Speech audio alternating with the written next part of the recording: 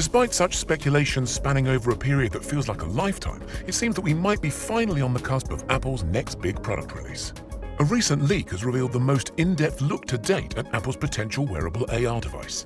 Although the majority of leaks should be taken with a pinch of salt in current times, these have come from a highly respected and credible source, so here's what we know so far. Apple's AR glasses will be known simply as Appleglass, which is a rather fitting title given the Apple Watch. However, this name is incredibly reminiscent of Google Glass, which was Google's attempt at a similar device. Appleglass is said to be the final name for the glasses. However, I wouldn't put it past Apple to change the label last minute. Eyeglass would be especially in line with the brand and might make more sense when we look at how the glasses will operate, but we'll get to that later in the video. Design-wise, Appleglass, which is what we will label them for the time being, is expected to be as sleek and stylish as any other offering from the tech giant. Leaked prototypes look very much like a traditional pair of glasses, friendly and approachable as opposed to overly futuristic in an attempt to really appeal to the masses.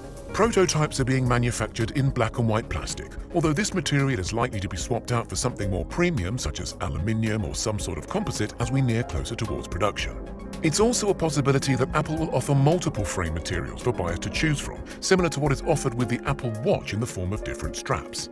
All of the housed tech will fit seamlessly into the frames of Appleglass, with the most notable being the LIDAR sensor, which will sit atop the right-hand side of the glasses. For those of you who are not familiar, LIDAR at the most basic level is a system that can 3D map an environment by calculating the distance between different points. The LIDAR found inside of Apple's latest products gives us a great look as to what we can expect to find inside the first gen of Appleglass. Advanced LIDAR technology will make using Appleglass AR a breeze, with no need to scan your environment before placing objects, measuring, or virtually visualizing, making for seamless interactions between the wearer and their surroundings. LIDAR will also take care of things like reading hand gestures and translating QR codes into three-dimensional images. On the latest iPad Pro, the LiDAR scanner and pair of cameras work hand in hand. However, Appleglass is not expected to house any camera or photographic features. The general thinking behind this is that people will take negatively to talking face-to-face with someone wearing a face-mounted camera that may or may not be recording.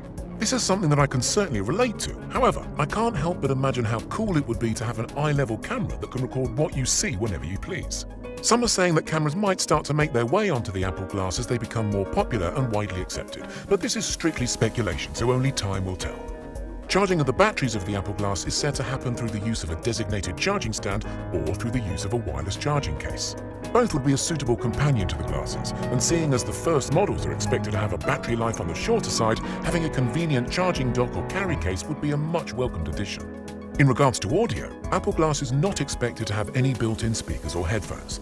Apple's recent developments with their must-have AirPod Pros suggest that their converted wireless in-ear headphones will instead be pushed as part of the experience.